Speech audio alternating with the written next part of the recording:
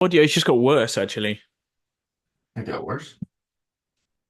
Oh, that's because it wasn't faced the right way. How about now? That's better. Yeah, much better. Everything's good, mate. No complaints Nice. my end. Yeah. Yeah, I've got one more week left of my in-person stuff, and I'm pretty nervous, Yeah, that's a but big excited. move. That's a big Yeah. move. Cool. All right, well, Yep. let's get into it. I'm sure more people will trickle in. How do I make you? Can I just put make you host so that way like you can let people in if I'm talking? Yeah, but you won't be able to share your screen, I don't think, if I'm the host, unless you were both hosts. How do I do that? How do I make us both hosts? I Okay. don't know. Well, just allow screen sharing like if Okay. I think I can still Oh, do it. okay. I can let people in now. Yeah. Okay. And then looks like I can still show my screen. Okay, cool. All right. So what is going on, everybody? And I know a lot of people probably are not going to be able to make it, but that's okay. This week's going to be mainly talking about hunger, and I want to especially touch on emotional eating because that's something that I think we all kind of deal with. I think some people think that it's like this disease. It's like this, oh my God, you're an emotional eater. Like there's something wrong with you. Well, guess what? We all emotionally eat at some point or another. And and so I'm gonna go over some tips like near the end about emotional eating and kind of the difference between physical hunger and emotional hunger and how I have personally come to deal with emotional eating. And so we'll talk about that in a minute, but I feel like there are just some basic logical things when it comes to hunger that we could go over that would help some of you a lot. Now, you may notice at this point that you're not actually experiencing a ton of hunger. Like, I want to say the hunger is normal, and knowing the difference between physical, emotional, and psychological hunger is super important. And then knowing that part of this is going to go into like your sleep, making sure that you're getting enough sleep per night. Um, I know that that's not as it's easier said than done. Like I didn't get good sleep last night, and I'm noticing today that my like cravings and stuff like that are more loud than they normally would be. For women, it's going to be a monthly cycle. It's going to play a huge difference in your physical hunger. So if you are somebody who is like, you know that when it's the week of your period or the week before, you get crazy hungry, that's going to be an important thing for you to make note of and kind of keep track of. Another thing is going to be your training. If you're doing if you're doing a ton of cardio or you're hitting the weights super hard or maybe you're just getting a ton of steps in, like that's definitely going to impact your hunger. And then another one, the last one is your macro choices. So making sure that you're eating the right kinds of foods that are going to keep you full and satisfied. And we're going to talk a little bit about that here in a little bit. But just knowing the difference is kind of the main key takeaway from this slide that like there are some things that you can control when it comes to your hunger, but also knowing that like hunger is going to pass. Um, Another piece I want to touch on is emotional hunger. So that was the physical. That's like you're actually feeling physical symptoms of hunger. Emotional hunger is a little bit different. And using like food as a coping tool is something that a lot of you guys will be doing. And it's a really tough habit to break.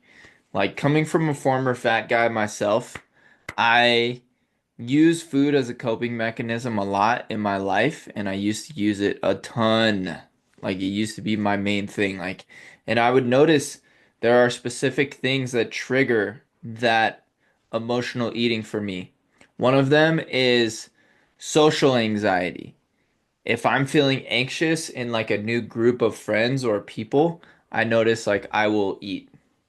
And another one for me is stress. If I'm super stressed out, I don't want to feel that stress. I don't want to talk about it. I just want to eat. I want to escape with food. So one of those main things is like to understand what is my trigger. How can I if you guys have ever read the book Atomic Habits, super good book, but one of the main takeaways for me was to attach a new habit to the current habit that I want to get rid of. So let's say my habit is I get anxiety and I emotionally eat. I have to replace that habit with a new habit that's healthy for me. So maybe my new habit is I notice I have anxiety. I take 10 deep breaths. You can't just say, I'm going to quit this habit cold turkey because it doesn't work. You can't tell an alcoholic that's been drinking for 25 years to say, well, just stop drinking. Like, that's how you solve it. You just stop drinking. That's not how that works. You have to replace the habit with something else. So an alcoholic might go to 12-step meetings. They might start picking up the phone and calling people when they want to drink. They might go to the gym and start working out when they want to drink. So these are replacing one habit for another. You have to replace the habit. This is why doing something like if you're a smoker, let's say you're a smoker, and you want to quit smoking, like a lot of smokers, they chew gum, right? Or a lot of smokers, they eat and they gain a bunch of weight when they quit smoking because they have replaced the habit of smoking cigarettes with eating. So you have to replace the current habit that you're wanting to get rid of with a new habit that is going to help you with your goals. So one of them would be you're emotional, you have anxiety. Instead of eating, go on a 10-minute walk. Take 10 deep breaths. Pick up the phone and call somebody. Like those are some things that you could try. But I think it's really important that you also identify what that trigger is. Like I'm not trying to be a therapist. I'm not trying to solve your guys' like deep childhood traumas here, but understanding and recognizing those patterns of those triggers is going to be super important. Um, before I get into like the 120-second rule, do you have anything you want to add here, Andy? Yeah, I definitely feel like I'm a pretty anxious person. I get stressed a lot for no good reason most of the time. But I definitely lean into food when I'm feeling stressed, and I always have since I've been growing up. And it's something that is very difficult to navigate when you're trying to lose weight. For me, I try to stay in good shape because I'm a fat loss coach. And so one thing that I've just noticed is it does get better over time. And so if you feel like it is a struggle and you are getting stressed and you are leaning into food and stuff, it's not the end of the world if it happens now and again, you know. It's just important that you continue to work on it and try to make improvements over time because it's still something that I have to work on now. I feel myself getting stressed out and I just want to reach for the peanut butter and honey. Just got to get something down me and some kind of comfort food. And it's an ongoing lifelong thing for me to work on that. And it is getting better. I'm learning that I'm trying to navigate my own stress better. And that's why, stress and fatigue management is so important when it comes to trying sticking to your diet. Like, there's obviously going to be days when you are more stressed. And it's okay to eat a little more on those days. But also, you've got to try and make sure you're getting enough sleep. You've got to make sure you're getting some time to work on stuff for yourself. Do you have hobbies outside of your family life? Do you have things going on in your life that make you happy? A lot of these things sound ridiculous now talking about it in a fat loss challenge, but it's really important to focus on have some time to yourself to focus on yourself so you can get some downtime, so you can get some time to de-stress and some things that, although we're not going shouldn't be chasing happiness all the time, some things that give you a purpose to wake up every day. I feel like I'm going pretty deep, but all of these things really help mentally be able to approach a diet and be like, right, I can stick to my diet today because I'm in a bloody good mood, or like I'm not in a foul mood because I haven't slept enough, because I'm arguing with my partner or my boss. All of these things are going to make it way, way harder, especially if you're someone that is an emotional eater. And so trying your best always to see how you can better manage your stress and how you can lead a fulfilling life, I suppose. I think that's going quite deep, but I think that should be in the forefront of everyone's mind. Otherwise, this is going to be coming back to get you all the time. I think I talked about this last week, but one of the best tips for a fat loss phase that I can give to a client is try to eat really similar foods every single day. And it's it sounds weird, right? Or it sounds like super diety to say that. But if you look at people who are in super good shape, you'll find that they eat pretty much the same stuff all the time. They may go out for dinner once or twice a week, but other than that, they have their foods. They have their foods that they enjoy, that they stick to. They may make slight changes to them based on their calories or their macros, but a lot of times, like I know we in the fitness industry, like we eat a lot of the same foods all the time. And it's been that way for me for years, and I just don't get sick of eating the way that I eat because I know that like it makes me feel good. I know I'm gonna hit my protein, I know I'm gonna hit my calories, and it kind of takes the guesswork out of my nutrition. Like I don't have to wonder what am I gonna eat for lunch or what am I gonna eat for dinner. Like I already know. And I know what I'm gonna eat for the entire week. So for me, a lot of that emotional eating and all that stuff is like some of that too is just having trigger foods and things like that in the house and creating that barrier to entry. Like if I do have those foods or if my girlfriend has those foods, I'll tell her put them in the cabinet or put them away so that I'm not constantly looking at them because yeah, that she's got those dark chocolate peanut butter cups from Trader Joe's right now like out on the counter and I'm just like oh man, those are so good. That's You know, and, dangerous. and Yeah, it is, and I'm like trying to it's finish out dangerous. this cut, and I told her like, Yeah. hey, I don't care if you have these foods in the house, but I'm gonna put them away because I don't want them on the counter while I am trying to make good choices and like eat an orange instead, right? Like I don't need to be eating peanut butter cups at 3 p.m. on a Tuesday. It's just not like doesn't help me with my goals. And it's so easy because they're there ready to be eaten. Yeah. And one thing that I found, and I don't know if you guys follow me on Instagram, but I made the switch from regular peanut butter to powdered peanut butter. Okay. Now, the powdered peanut butter is basically stripped of all the oil and basically is very low fat. It's very high calorie if you get normal peanut butter, but the powdered peanut butter is very macro friendly, dare I say that word. But the other thing about that is, unlike peanut butter that's just there in a jar ready to be spooned into your mouth, with the powdered peanut butter, you have to find a bowl that mixes well, get a spoon, get some milk or water in there, weigh it out, and with all of that, it's like, oh, I can't be bothered then, you know? And so making these little things harder for yourself, like, how can you apply this to your life? Is like, first of all, try not to buy the stuff that you're leaning towards if you have the choice to do that. Okay, some of you have kids. I have to deal with that as well. They have like whatever laying around that I could just easily shovel down. But make it hard for yourself, put these things either where you can't find them or you can't reach them because the added like stress of having to get a stool out to reach up to the top cupboard to pull down this thing that you need to eat, it's way more work, and you'll probably be like, "Oh, I can't be bothered to even do it. Forget it." And so trying to get these barriers in place for those things that you want to limit can be really, really beneficial.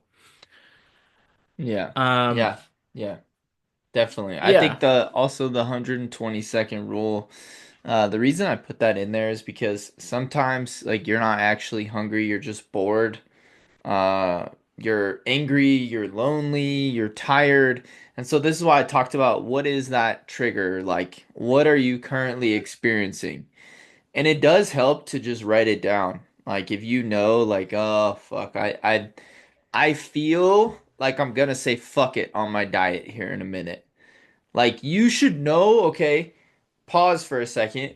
What is the trigger? Go into your notes section on your phone and type in like what is the trigger right now? Like what am I feeling? Like am I bored? Am I lonely? Am I angry? Am I tired? Am I going through some shit in my life? Okay, well, what do I actually need? Because I don't actually need 600 calories worth of dark chocolate peanut butter cups from Trader Joe's. I actually need some support. I actually need to pick up the phone and like call my mom or like pick up the phone and call my best friend to talk through some shit that's going on in my life. That's what I actually need. I don't need to sabotage my diet, give myself a bloated stomach so I wake up tomorrow and I gotta step on the scale and then I feel like shit and then I didn't actually solve my problems. I just kind of like ate and then like once I open the floodgates to fuck it town, I don't know about you guys, but once I open those floodgates, it's really hard to close them. Then I start going through my pantry. I'm gonna eat this, I'm gonna eat that. I'm gonna fucking just go and it's just like start to shovel shit into my mouth and I just become a fucking garbage pail. And I can't be the only one who has done that. So I think it's important to recognize that that's normal, but what's not normal is to do the same things over and over and over again and expect different results. Like just expect that that's going to fix itself without actually working on the triggers behind the reasons why that shit is fucking happening. Sorry for cussing so much. I hope nobody has kids around. Bloody All hell. right. Yeah. Anyways. Bloody hell. All Bloody right. hell. Let's talk about some hacks. If you actually are hungry and it's not just emotional hunger. I think I'm particularly like in that emotional eating like hunger space because a lot of my clients are struggling with that this week. A lot of my one-on-one coaching clients are struggling with that this week. But let's talk about some actual hacks. I'll go over a few and then Andy, you can kind of talk about ones that you like to use. I know that you like to use intermittent fasting. I personally I've found that eating a lot of the same things over and over again. Like for me, I have the same breakfast, lunch, and dinner like probably 80% of the week. I eat a lot of fruits and veggies. I drink a lot of water. I try to eat more whole foods and I pick recipes that are super easy to stick to. Like, I don't know if you guys have seen those viral tacos where you take like ground beef and you put it on a tortilla and then you like fry the beef in the pan and you make like these smash tacos, but like that's what I had for lunch because they take about 3 minutes and you can eat 6 ounces of ground turkey, ground beef super easily. Put it in a low carb tortilla, you smash it down, put a little lettuce and some hot sauce on it, and it's super good. And it's an easy way to get in like 50 grams of protein. And so that's what I had right before this call. Like I pick foods that are easy to cook that I can stick to, and I try to eat more volume in my meals. So what does volume eating mean? It just means picking low calorie dense foods. I can eat 2 peanut butter cups. That's going to be 150 calories. Or I can eat an orange, which is like 50 calories, right? So picking the foods that are going to take up more room in my stomach is going to be smarter for me. I had to close my door. My dog's like crying. Andy, why don't you go over some hunger hacks? Yeah. Okay, so intermittent fasting is one that I have used in the past. I think one thing to note is every time that I've done a fat loss phase, I have gravitated towards different foods. And so it's not always like every time that you do a fat loss phase or, the foods I basically choose are going to be different each time. And that's okay as long as you're mostly hitting your nutrition targets as I was. In terms of intermittent fasting, I used to do that, but I found that actually eating breakfast made me feel a little bit more full. I wasn't quite as hungry as it got to lunchtime, and I wasn't quite as hungry as it got to dinner time. And so right now, I have breakfast, but it has worked for me in the past doing intermittent fasting. Um, what else do I do to to stay full? Do you I do any think like what do you do for drinks? coffee really Just helps. just coffee and just water? Coffee, water. Sometimes if I'm in a fat loss phase, yeah, I'll lean into fizzy drinks. What do you call that? Soda? Yeah, usually like diet sodas. Diet soda. Yeah, I'll lean into diet soda when I'm deep in a fat loss phase. That also gives you something sweet, you know? Mm. And obviously water's going to be better for you, but if that little something sweet is also making you not need to eat dessert, that can be really, really beneficial. And so for me, having a bit of a sweet tooth, getting some diet Sprite or something is really, really helpful. Coke Zero. Coke Zero all day. Coke Zero Um is good, yeah. I think another thing too is like and I don't know if this gets talked about enough, but you don't always have to look for hacks to deal with hunger. And like I think one of the slides even says like hunger is norm. Yeah, okay, cool. I'll get to that. Um, Hunger is not an emergency. Um, One of the main things too is like you can use all these hacks. You can use all these satiating foods and diet sodas and sparkling water and chewing gum. And chances are, if you're that hungry all the time, you need to just stay busy. Like you need to just make sure that you're doing stuff other than hanging out around food all the time. Like that is probably one of the worst things that you can do when you're in a fat loss phase is just be around food constantly all the time. I remember when I used to work in kitchens as a cook, and it was the hardest time for me to lose fat because I was just around food 24/7. And I even would like sneak food and stuff like that. Like I'd go sneak food in the walk-in fridge and stuff like that. And like it was just like it was bad. It was because I was around it all the time and being a former fat guy, like it's those habits are really hard to break. And what I've found is being in an environment where food is not constantly around me all the time, like it helps a lot. So, and I know some people can't control that, but yeah, you just need to stay busy. And a lot of you guys won't have that problem. A lot of you guys live really busy lives, but it's an important thing to kind of for me to touch on. Um, cool. All right, I Yeah. think I that's also enough hunger hacks. What do you think?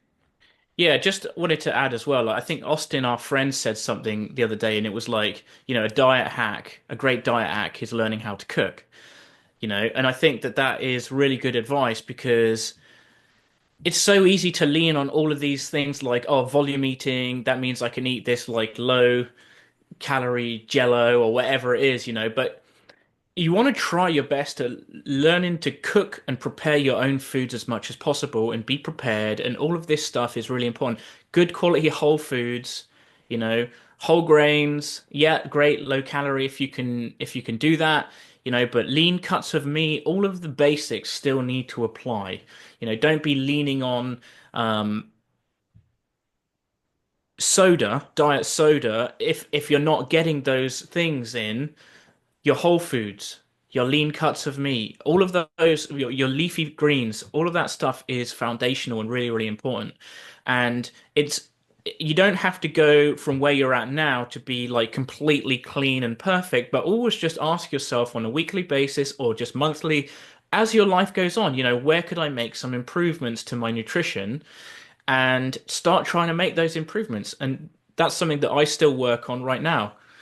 Yeah. How can I clean up my diet? Because like not this last dieting phase I did, but the previous one, I was literally eating chicken breast strips breaded chicken breast strips from Costco in keto wraps.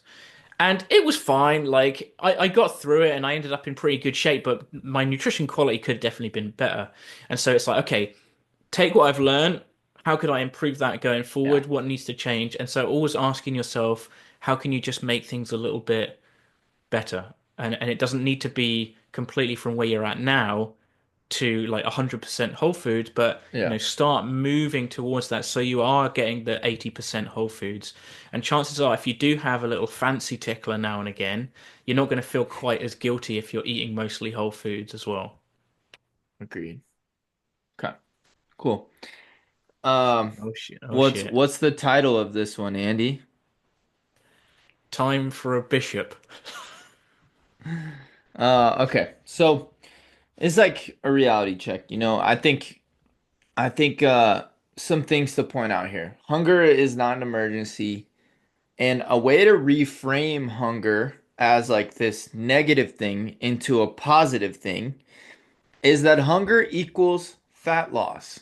If you're experiencing hunger, you are losing fat. So next time you feel that hunger working, instead of like immediately easing that hunger by eating something, like just experience it. Just allow yourself to sit in that hunger for a little bit, drink some water, go for a walk, keep busy, and just tell yourself, like, oh, this means my calorie deficit is working. It doesn't mean I need to immediately fix it. It doesn't. Like hunger equals fat loss. So next time you feel hunger, you should feel good about that and be like, oh, that means I'm in a calorie deficit. I'm doing the right things, right? It doesn't mean you should be starving. You guys know that by now. It just means that you should feel hunger from time to time. And I would argue that, like, for me, I personally try to get my hunger done like early in the day. I don't like going to bed hungry, so I will do like a little bit of intermittent fasting. Like my first meal may not be till like 12:30. That's just because I like to get working and I like to work in the morning time. So for me, like I may work from like 6 to 12:30 and then I may be like, okay, now I'm like super hungry. I drank my coffee. I'm super hungry now. I'm gonna go eat some lunch, right? And then boom, the hardest part of my day, which is getting all that work done first thing in the morning and experiencing all that hunger first thing in the morning, like I got through the hardest part of my day and now I get to reward myself by like having a nice lunch and chilling out and relaxing for an hour. Um, Another reminder too is that you can do hard shit for 8 weeks. It's not, this is not like a 6 month calorie deficit. It's only 8 weeks of your life.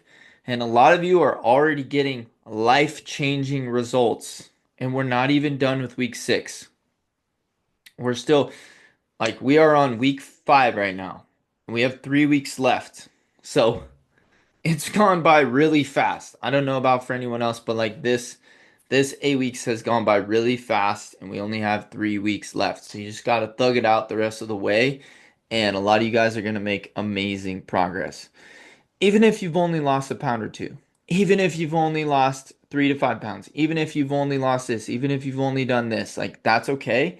You have built some habits and learned some things that you can continue doing until, forever. And some of you guys will come into one-on-one coaching and that's where we can like really optimize this stuff for you guys and really help you guys with the blind spots of the stuff that maybe you're not seeing. And some of you guys will get through the full calorie deficit and you'll want to go into a building phase or maybe a maintenance phase. And that's really where the magic happens. I feel like that's kind of where a lot of people don't think about. They just think, "Oh, fat loss and then I'm done."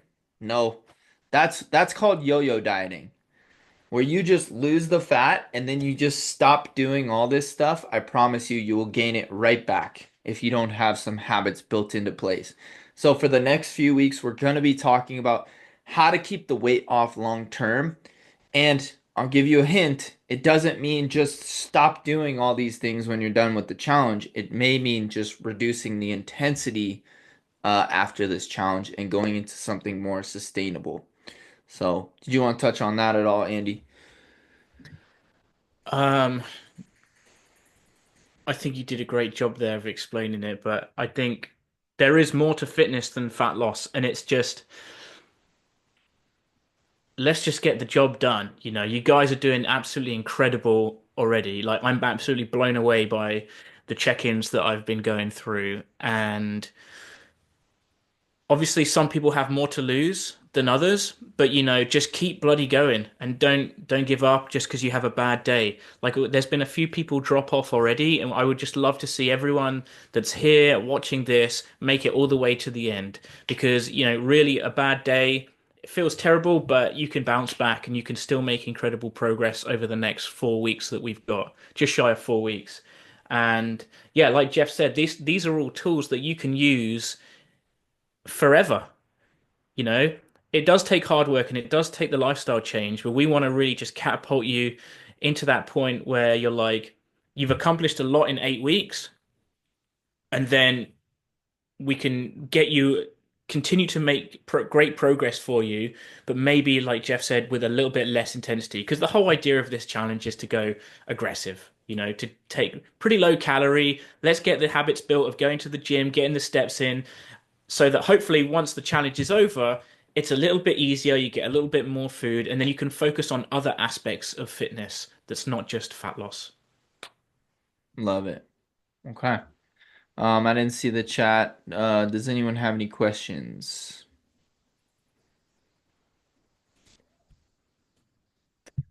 I found that my mushroom coffee is not only delicious, but it's an appetite suppressant. Oh, cool. I've never tried those mushroom coffees. I always thought they would taste like mud.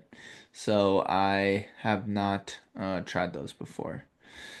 Line cook always taste tests. Yes, we do more than taste tests for sure. Krista said, that's what I did after the challenge last year. I stayed in maintenance phase the whole rest of the year, kept getting my 10K steps in, continued doing the workouts. My body kept changing and getting leaner the whole year. Nice. Yeah, see, that's what it's really all about. I mean, that's that's what you want to do. Okay, Lauren, did I miss this week's challenge? I came on late. Okay. So the challenge right now is if you show up to the live call, you have a chance of winning this week's challenge because these calls are literally so important. I feel like if more people jumped on these calls, they would find more success and they would be more consistent the following week. Like these calls get me fired up and they get me like excited for you guys for what's coming up next. So, Krista, you actually won last week's challenge, which tells me you didn't watch the replays. Shame on you. Um, but um, but let me see who I definitely chose a winner for this last week's challenge. Oh, Lauren, you actually did win. Uh, no, sorry. Krista won the week before. Lauren, you won last week's. So I will send you guys or just shoot me an email after this and I'll send you guys your challenge winnings. And then all you have to do to enter the challenge for this call is you just have to be on the call. So I'm gonna enter everybody's name in like a random name generator and then if you won, I'll announce it on next week's call. So anybody have any questions or need any help with anything in the meantime? Cool. Andy's just gonna sit here awkward with that smile on his face. Why don't you grow your mustache back out to where you can twist it again? Well, I Um, can a little. no, no, not like it was. Not like it was. Well, it gets a bit out of control, to be honest, mate. Yeah, but it still looks good. All right, guys. Well, nobody has any questions. Thank you for joining. Thank you for participating and thank you for just staying in the game. I Yeah. have Like a I have a bit of a dumb question. It's whoa, directed Billy, you towards Andy. scared me. All right. Sorry about that. All right. What's up, dude? Andy, so have you ever fucking cosplayed the dude from the Wild Thornberries? Nigel Nigel? Thornberry. Yes, yes, yes. Can you No, do but it the voice? sounds like Smashing. It sounds like Fucking a love it. smashing idea, The mustache, I Eliza. can, man. Yes, yes. Smashing. That's smashing, Eliza. You do look Never like seen that it, guy. mate. No, I have really, but no, I do All like right. that though. All I right. could be Nigel Thornberry. Boop. I agree. Okay. Good. I have a question. Yes, please. I have a lot of like family events coming up in the next 2 weeks, and Uh-huh. like with family, we celebrate with a lot of food, and I don't know how to like handle that balance. Like my daughter, she asked me for her birthday to just take her out for tea. So we're taking her to a tea party, and like I don't know what to do with like the carbs and like sweets that are going to be there. It's her birthday, did you say? Yeah, she turned 6. Yeah. Birthdays you can go and enjoy. Don't be too stressed about it. It is hard though when you've got a lot of different social events coming up, and it probably makes you feel a bit anxious and like, oh my goodness, how is this going to impact my challenge and stuff? But I often think, if you just allow yourself, pick a couple of the days where you're like, okay, I'm not going to go absolutely crazy, but it's okay if I eat at maintenance for that day. As in, like, basically take your refeed on that day. If it's your daughter's or son, sorry, birthday, you know, um, then you can go and have some tea, like high tea. Is that what you mean? Yeah, afternoon tea. Yeah, go and enjoy some, go and enjoy some afternoon tea. Yeah, have some tea, enjoy like they'll probably have like the little cakes and stuff like that. Yeah, Like, yeah, have fun. Like, do you know, you gotta also set an example for your daughter that like, hey, it's okay. yeah. Like I don't need to be like this crazy dieting person, you know? Like I think there's moderation with all that stuff. Like take a refeed day, that's why you have them. Um and if you have like multiple social events coming up in 1 week, you got to pick and choose. You got to pick and choose. Like we only have 3 weeks left, so there is also like I'd say your daughter's birthday, that's probably more important than like a work dinner or something like that, where like maybe at that work dinner you probably can still stay in the calorie deficit, just get something boring at the restaurant. So Yeah, and other things you can do is you can get more steps in that day. You could do a little bit of cardio that day. You could arrange your food so that you are maybe skipping breakfast or reducing the size of breakfast, and maybe the same at dinner or lunch, depending on what meal you're going to eat out. So there is little things that you can do that might make you feel a little bit better about going into having a little bit more food for a work event or a birthday.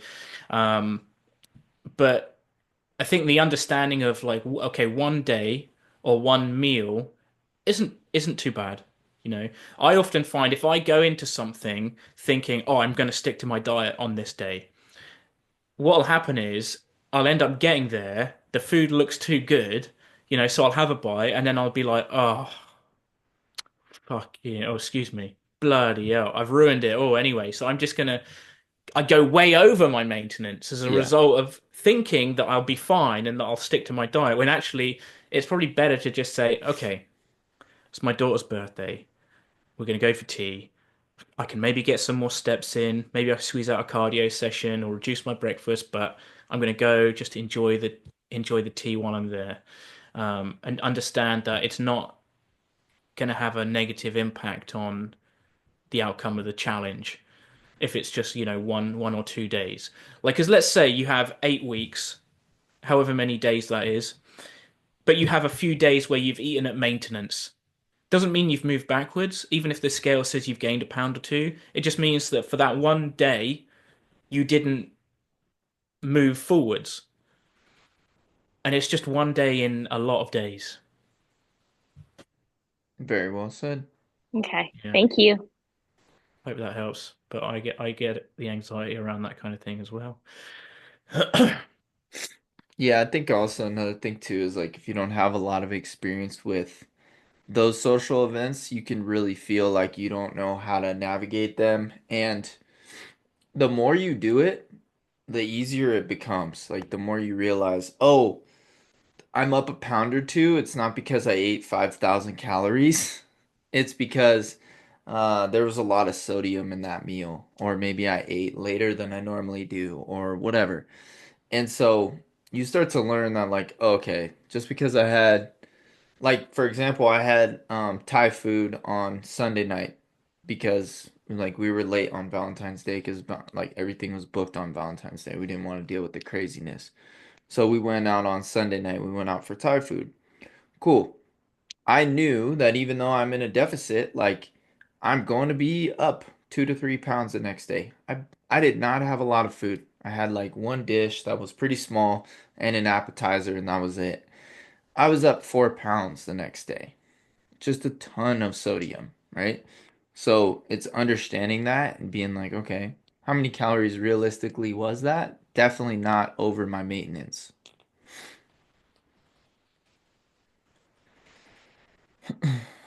Cool. Yeah, Anybody have for any you to have other? gained 2 or 3 pounds overnight, the amount like of fat, the amount of you would have actually had to have eaten is substantial, so much so that it's almost impossible to eat that much food in one sitting. Don't threaten me with a good time.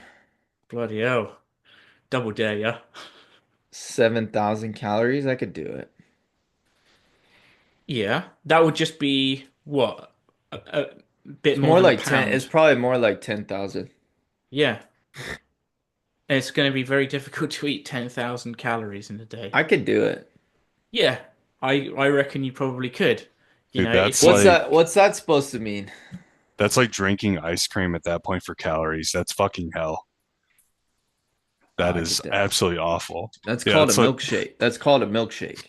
absolutely not, dude. When It's we called it's called a when we milkshake. had the little guys trying to gain weight, that's what they do is literally melt a fucking pint of ice cream and just drink it. I've taken down a pint of Ben and Jerry's like it was water. That's not hard. It's 1,500 calories. you're All gonna right. feel bloody awful though if you do Yeah, take no, my 10K stomach did of not that. feel great, I'm gonna be honest. Don't recommend Yeah. Right. it. Right. Okay, guys. Well, everybody's quiet this week. What's going on? All right, we're gonna take off. If you guys have any questions or need anything, you know where to find us. Have a great week. Week 5. Let's bloody go.